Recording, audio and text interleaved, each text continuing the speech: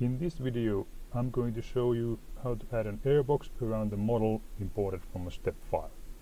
So here I have a coil model imported from a step file and I want to put an airbox around it. I can add a geometry here.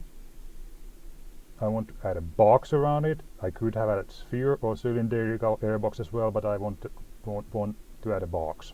So I'm going to add a box. I'm going to rename it to airbox, and then I'm going to press the apply button to see the preview of the box. So it's a bit large now.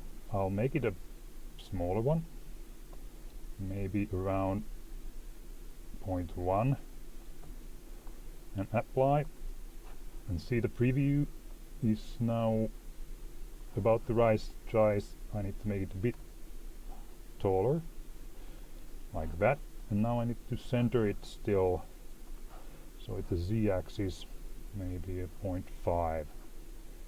Let's try that. No, it went too far.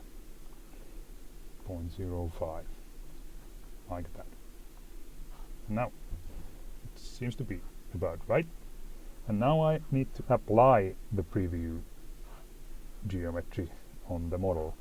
So it's on here, apply geometries. This will take some time as the system combines the geometrical objects together. Depending on the complexity of the original geometry, it will take a few seconds still to maybe 10 seconds. And here I have the box. I can preview the original geometry by putting the translucent node on. So like this. And like that, I can add an airbox around the geometry.